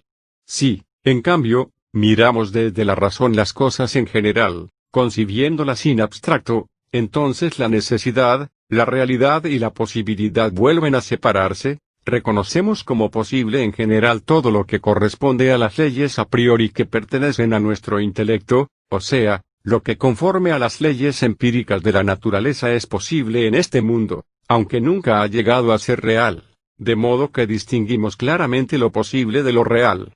Aunque lo real, en sí mismo, también es siempre necesario, solo lo concibe como tal quien conoce su causa, aparte de esta, es y se llama lo contingente. Esta observación también nos brinda la llave para aquella disputa sobre la posibilidad entre el megárico Diodoro y el estoico Crisipo, a la que Cicerón expone en el libro de Fato. Diodoro dice, solo lo que llega a ser real ha sido posible, y todo lo real también es necesario. En cambio, Crisipo dice, mucho es posible que nunca llega a ser real, porque solo lo necesario llega a ser real. Podemos aclararnos esto de la siguiente manera. La realidad es la conclusión de una deducción, para la cual la posibilidad es la premisa. Pero para ello se requiere no solo la mayor, sino también la menor, solo las dos juntas dan la posibilidad completa. Porque la mayor solo da una posibilidad teórica y general en abstracto, que por sí misma aún no hace posible nada en absoluto, es decir, capaz de llegar a ser real. Para esto hace falta la menor, que proporciona la posibilidad para el caso singular subsumiéndolo a la regla. De esta manera, se convierte inmediatamente en realidad. Por ejemplo, mayor, todas las casas, por tanto también mi casa, pueden quemarse. Menor, mi casa se incendia. Conclusión, mi casa se quema. Toda proposición general, o sea, toda mayor, determina con respecto a la realidad las cosas solo bajo una premisa y, por tanto, hipotéticamente, por ejemplo el poder quemarse tiene como premisa el incendiarse. Esta premisa se introduce en la menor. La mayor, por así decirlo, carga el cañón, pero solo cuando la menor acerca la mecha se produce el disparo de la conclusión. Esto vale siempre para la relación entre posibilidad y realidad. Puesto que la conclusión, que es el enunciado de la realidad, siempre sigue necesariamente, resulta que todo lo que es real también es necesario. Esto también se entiende por el hecho de que ser necesario solo quiere decir ser consecuencia de una razón dada, esta es una causa cuando se trata de lo real, por lo que todo lo real es necesario. Por consiguiente vemos que aquí coinciden en uno solo los conceptos de lo posible, lo real y lo necesario y no solo el último presupone el primero, sino también a la inversa. Lo que lo separa es la limitación de nuestro intelecto por la forma del tiempo, porque el tiempo es lo que media entre posibilidad y realidad. La necesidad de los acaecimientos particulares se puede comprender al conocer completamente todas sus causas, pero la coincidencia de todas estas causas diversas e independientes entre ellas nos parece contingente, siendo la independencia entre ellas precisamente el concepto de contingencia. Pero, dado que cada una de ellas era la consecuencia necesaria de su causa, cuya cadena no tiene comienzo, se muestra que la contingencia es un fenómeno puramente subjetivo, que resulta de la limitación del horizonte de nuestro entendimiento y es tan subjetivo como el horizonte óptico dentro del cual el cielo toca la tierra. Regla número 40. Habitualmente tratamos de serenar el gris del presente especulando sobre posibilidades favorables y nos inventamos 100 esperanzas ilusas que todas ellas están preñadas de una decepción si permanecen incumplidas. En lugar de ello haríamos mejor en tomar todas las posibilidades malas como objeto de nuestra especulación, lo cual nos motivaría en parte a tomar precauciones para prevenirlas, en parte daría lugar a sorpresas agradables si no se cumplen. Los caracteres sombríos y miedosos encontrarán más sufrimientos imaginarios pero menos reales que los alegres y despreocupados, porque quien lo ve todo negro y siempre teme lo peor, no se habrá equivocado tantas veces en el cálculo como aquel que siempre atribuye a las cosas bellos colores y perspectivas alegres. Regla número 41. Cuando se ha producido algo malo, no permitirse siquiera el pensamiento de que pudiera haber sido de otra manera, que pudiera ser diferente. Fatalismo, ya hemos hablado de él. Es bueno de manera inmediata pero no de manera indirecta. Regla número 42. Una de las insensateces mayores y más frecuentes es hacer amplios preparativos para la vida, no importa de qué tipo sean. En relación con ellos también se calcula al principio la plena duración de una vida humana a la que, sin embargo, solo muy pocos alcanzan. Pero además, aunque vivieran tanto tiempo, es demasiado corta para los planes, porque su realización siempre requiere mucho más tiempo de lo que se suponía. Por añadidura, como todos los asuntos humanos, están expuestos al fracaso y a los obstáculos a tal punto que raras veces se los puede llevar a término, y si, finalmente, se ha logrado todo, no se ha tenido en cuenta que el ser humano mismo cambia con los años y que no conserva las mismas capacidades para los esfuerzos ni para disfrutar. El propósito que uno ha perseguido trabajando toda su vida, le resulta imposible disfrutarlo en la vejez, no es capaz de llenar la posición alcanzada con tantos esfuerzos, es decir, las cosas llegan demasiado tarde para él. O, a la inversa, él llega demasiado tarde a las cosas y había querido lograr y realizar algo relevante, porque el gusto de la época ha cambiado, la nueva generación no se interesa por ello, otros se han anticipado por caminos más cortos. ¿Por qué esfuerzas a tu espíritu demasiado débil para planes eternos? Horacio, Carmina. El motivo de esta frecuente equivocación es el natural engaño según el cual la vida, vista desde su comienzo, parece infinita, o cuando se mira atrás, desde el final del camino, parece extremadamente breve. Gemelos de teatro. Sin duda, este engaño tiene su lado bueno, porque sin él difícilmente se llegaría a hacer jamás algo grande. Regla número 43.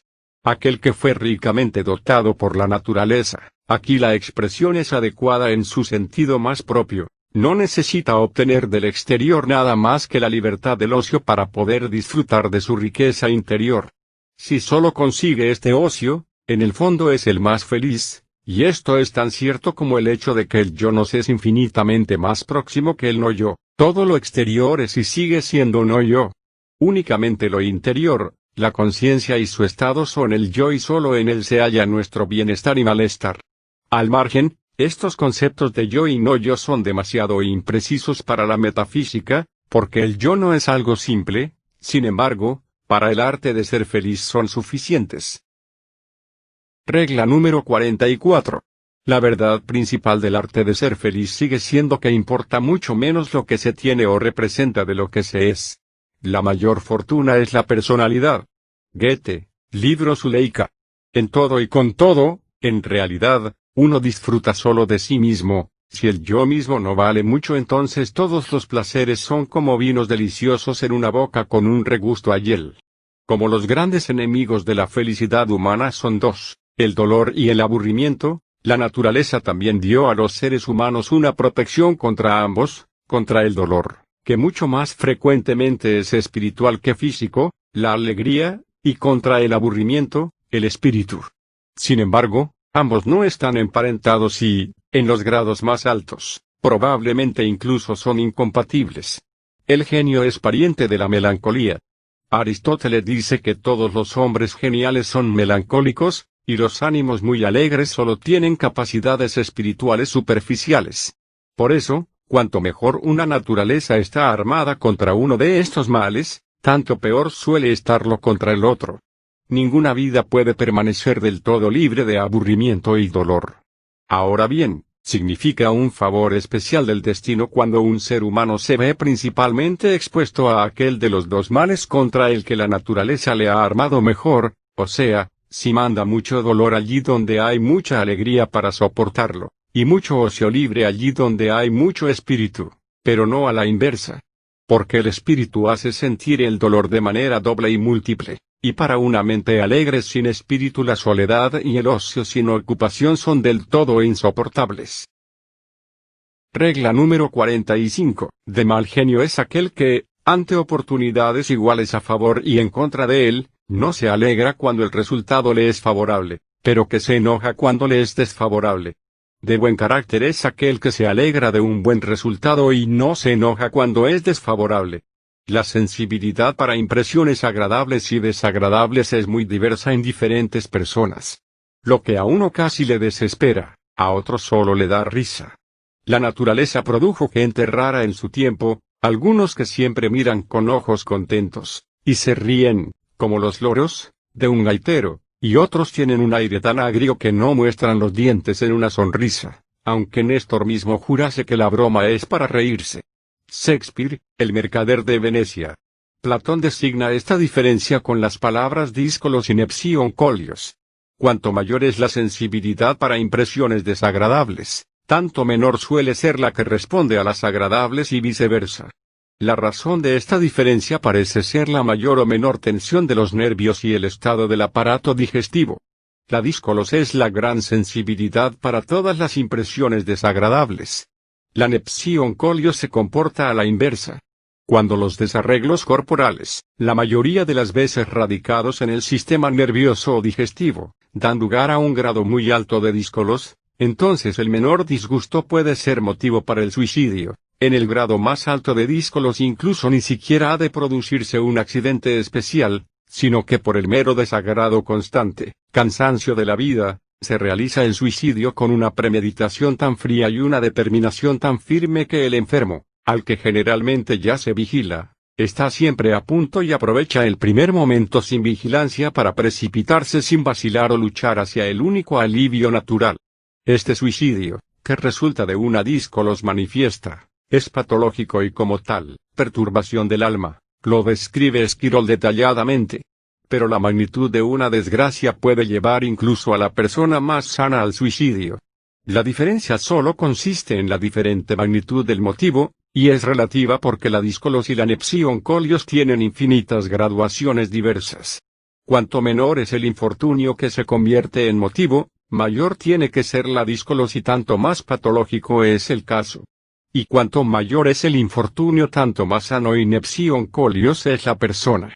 Dejando de lado los estados transitorios y medios, hay, por tanto, dos tipos de suicidio, el del enfermo por díscolos y el del sano por desgracia.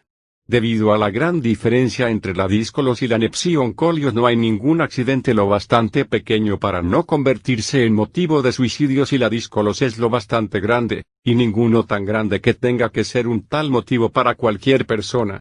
A partir de la gravedad y la realidad de la desgracia hay que juzgar el grado de salud del suicida. Si se quiere suponer que una persona perfectamente sana debería ser tan nepsioncolios que ninguna desgracia pueda anular sus ganas de vivir, entonces es correcto decir que todos los suicidas son enfermos mentales, pero en realidad físicamente enfermos. Pero, ¿quién es totalmente sano? En ambas formas de suicidio el asunto es, finalmente, el mismo. El sufrimiento insoportable supera las naturales ganas de vivir, pero así como hacen falta 1000 onzas para quebrar una tabla gruesa, mientras que una delgada quiebra con una onza, la misma relación hay entre el motivo y la susceptibilidad. Y, a fin de cuentas, es como los accidentes puramente físicos, un leve resfriado mata a un enfermo, pero hay resfriados de los que muere incluso el más sano. No cabe duda de que el sano, cuando toma esta decisión, ha de luchar mucho más duramente que el enfermo mental, a quien, en el grado más extremo, la decisión no le cuesta casi nada. En cambio, este ha pasado ya anteriormente un largo período de sufrimiento hasta llegar a un ánimo tan bajo. Lo que siempre facilita las cosas es que los sufrimientos espirituales nos hacen insensibles para los corporales, lo mismo como a la inversa. La transmisión hereditaria de la disposición al suicidio demuestra que la parte subjetiva de la determinación parece ser la más fuerte. Regla número 46. Aristóteles define la vida filosófica como la más feliz. Ética a Nicómaco. Regla número 47. Entre lo que uno tiene están principalmente los amigos. Mas esta posesión tiene la particularidad de que el poseedor tiene que ser en la misma medida propiedad del otro. En un libro de huéspedes del siglo XVII, que pertenecía a los reyes de Sajonia y se encuentra en el castillo de Casa Moritzburg, apuntado por algún noble de entonces, amor verdadero, amistad duradera. Y todo lo demás, al diablo. Sobre la amistad Aristóteles, Ética a Nicómaco y Ética a Eudemo. Regla número 48. Sobre la felicidad en general vale la pena leer y es bonito Aristóteles, Ética a Nicómaco y Ética a Eudemo. Dice, la felicidad pertenece a los que se bastan a sí mismos. La felicidad no es cosa fácil. Es muy difícil encontrarla dentro de nosotros mismos, e imposible encontrarla en otra parte. Chamfort. Regla número 49. La definición de una existencia feliz sería, una existencia tal que, vista objetivamente, o, porque aquí importa un juicio subjetivo, según una reflexión fría y madura, sería decididamente preferible al no ser. Del concepto de una tal existencia se sigue que la queremos por ella misma, pero no solamente por el miedo a la muerte, y de ello se sigue, a su vez, que quisiéramos que fuera de duración infinita. Si la vida humana se adecua o puede adecuarse al concepto de una tal existencia es una pregunta que, como se sabe, mi filosofía niega. El arte de ser feliz, en cambio, presupone sin más su afirmación. Regla número 50. Toda realidad, es decir, todo presente colmado, consiste en dos mitades, el objeto y el sujeto, en una combinación tan necesaria y esencial como la del oxígeno y del hidrógeno en el agua. Si la mitad objetiva es absolutamente igual pero la subjetiva diferente, o a la inversa, la realidad o el presente ya no es el mismo. La mitad objetiva, por muy buena que sea, solo da una realidad y un presente malos si la mitad subjetiva es tosca y mala, como un hermoso paisaje cuando hace mal tiempo, o cuando se capta en una cámara oscura mala sobre una placa mal alisada. La mitad objetiva se encuentra en manos del destino y es variable, la mitad subjetiva somos nosotros mismos, y esta es esencialmente invariable. De ello se desprende claramente hasta qué punto nuestra felicidad depende de lo que somos, de nuestra individualidad, mientras que la mayoría de las veces solo se tiene en cuenta nuestro destino y aquello que tenemos. El destino puede mejorar, y la persona moderada no le pide mucho, pero un necio no deja de ser un necio y un zoquete grosero será eternamente un zoquete grosero, aunque en el paraíso estuviera rodeado de huríes. La mayor suerte es la personalidad. Goethe, libro Zuleika. El arte de ser feliz. Lo que funda la diferencia en la suerte de los mortales se puede reducir a 3 puntos. 1.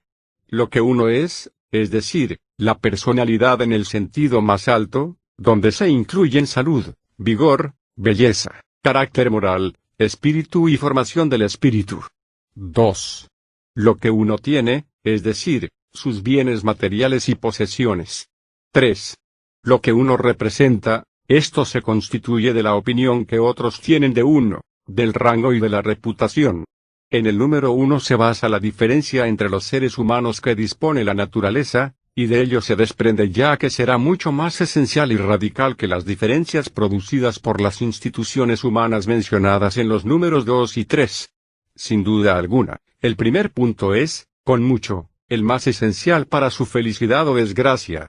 Porque lo verdaderamente principal, la auténtica existencia del ser humano es a todas luces lo que propiamente sucede en su interior, su bienestar interior, que es el resultado de su sentir, querer y pensar. En un mismo entorno, cada uno vive en un mundo diferente, microcosmos, los mismos procesos exteriores afectan a cada uno de manera diversa, y la diferencia que únicamente surge por medio de esta constitución interior es mucho mayor que aquella que las circunstancias exteriores imponen entre las diversas personas. De manera inmediata cada uno se enfrenta solo a sus representaciones, sentimientos, manifestaciones de la voluntad. Las cosas externas solo tienen una influencia en la medida en que son originadas por aquellas, pero solo en aquellas vive realmente, son las que hacen su vida feliz o infeliz. Un temperamento alegre que resulta de una salud perfecta y de una feliz organización, un espíritu claro, vivo, penetrante y de comprensión vigorosa, una voluntad moderada y suave son ventajas que ni rango ni riqueza pueden sustituir. Lo subjetivo es mucho más esencial que lo objetivo, constituye 9 décimos con respecto al placer. Esto es válido desde el proverbio el hambre es el mejor cocinero hasta el nivel del genio o del santo. Al anciano le deja indiferente la muchacha que para el joven es el bien supremo. Puesto que todo lo que existe y sucede para el ser humano solo existe inmediatamente en su conciencia y sucede en esta, Al parecer lo más esencial es la consistencia de la conciencia misma y esta misma importa mucho más que las configuraciones que se producen en ella. Todos los lujos y placeres representados en la conciencia apagada de un necio son pobres frente a la conciencia de Cervantes cuando escribió el Don Quijote en una cárcel incómoda. Lo que uno tiene por sí mismo, lo que le acompaña en la soledad sin que nadie se lo pueda dar o quitar. Esto es mucho más importante que todo lo que posee o lo que es a los ojos de otros. Una persona llena de espíritu se entretiene a la perfección en la soledad más absoluta con sus propios pensamientos y fantasías, mientras que una persona con el espíritu romo siente aburrimiento a pesar de constantes distracciones de teatro, fiestas y excursiones. Un carácter bueno, moderado y suave puede estar contento con circunstancias muy modestas. En cambio, un carácter malo, ávido, envidioso no lo está por muy rico que sea. Goethe dice con razón en el diván, la mayor suerte es la personalidad. Desde fuera se puede influir mucho menos en las personas de lo que se cree. ¿Cuántos placeres no resultan totalmente superfluos e incluso molestos e importunos a quien disfruta siempre del placer de una individualidad extraordinaria? Si lo subjetivo, la personalidad son, como vimos, lo más importante, lo peor es, por otro lado, que la parte subjetiva no está en nuestro poder, sino que está invariablemente determinada para toda la vida, mientras que el tener y lo que representamos, los otros dos aspectos principales, posiblemente son alcanzables a cualquiera.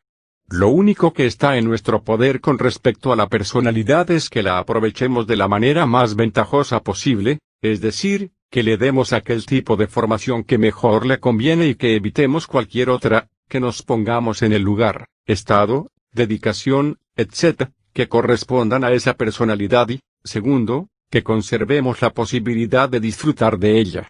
Esto requiere el conocimiento de sí mismo, de ello surge el carácter adquirido.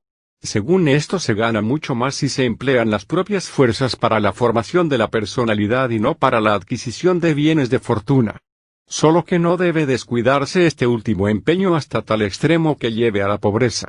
Además, la formación de la individualidad debe ser apropiada. Muchos conocimientos vuelven aún más tonta, inservible e insufrible a una persona limitada y corriente, en cambio la mente extraordinaria solo llega a disfrutar su individualidad por medio de la adquisición de los conocimientos que le son adecuados.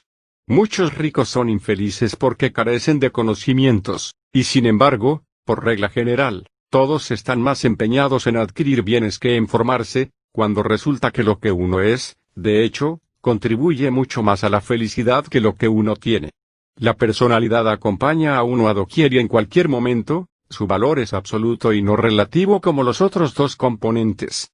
Incluso ofrece al aprecio del propio valor, tan esencial para nuestra felicidad, un alimento mucho más sólido que el tercer componente. A diferencia del segundo y del tercer componente, no está sometida a la suerte, es decir, al azar, de modo que no se le puede quitar a nadie como, a la inversa, tampoco se puede adquirir. Solo el tiempo, la edad, la disminuyen, aunque con excepción del carácter moral, todo lo demás está sometido a ellos. Este es el único punto en que los componentes 2 y 3 tienen una ventaja. Pero en la medida en que la vejez disminuye las capacidades mentales, también disminuyen las pasiones que causan tormentos. Los números 2 y 3 tienen algunos efectos recíprocos. Si tienes, vales algo. Petronio, Satiricón. Y a la inversa, la opinión de otros puede proporcionarnos posesiones. Solo los necios preferirán tener un rango en lugar de posesiones. El valor de las posesiones está tan generalmente reconocido en nuestros días que no necesitan recomendaciones. En comparación con ellas, el número 3 es de índole muy etérea. En el fondo es la opinión de otros. Su valor inmediato es problemático, pues se basa en nuestra vanidad. Hay casos en que resulta despreciable. Mas su valor indirecto puede llegar a ser muy grande, ya que a menudo nuestras posesiones y nuestra seguridad personal dependen de ella. Hay que distinguir ambas cosas. Lo que uno representa, es decir, la opinión de los demás sobre nosotros no parece, ya a primera vista, algo esencial para nuestra felicidad, por eso se llama vanidad. No obstante, es propio a la naturaleza humana otorgarle un gran valor. Resulta casi inexplicable cuánta alegría sienten todas las personas siempre que perciben señales de la opinión favorable de otros que halaga de alguna manera su vanidad. A menudo las señales de aplauso de los demás pueden consolar a alguien de una desgracia real o de la falta de los bienes del primer y segundo tipo, y, a la inversa, es sorprendente hasta qué extremo las personas se sienten ofendidas por cualquier herida de su vanidad, cualquier degradación o menosprecio. Esta es la base del sentimiento de honor. Y esta propiedad puede ser muy útil para la buena conducta, como sucedáneo de la moral. Sin embargo, una persona inteligente debe moderar en lo posible este sentimiento, lo mismo cuando se siente halagada como cuando se siente herida, pues hay una relación entre ambos sentimientos. De otro modo sigue sometida a la triste esclavitud de la opinión ajena. Tan insignificante, tan pequeño es lo que oprime o eleva a un ánimo ambicioso. Horacio. Cualquiera debe aspirar a una buena reputación, es decir, a tener un buen nombre, a un rango alto. Solo aquellos que sirven al Estado, a la fama en un sentido más elevado solo pueden aspirar muy pocos.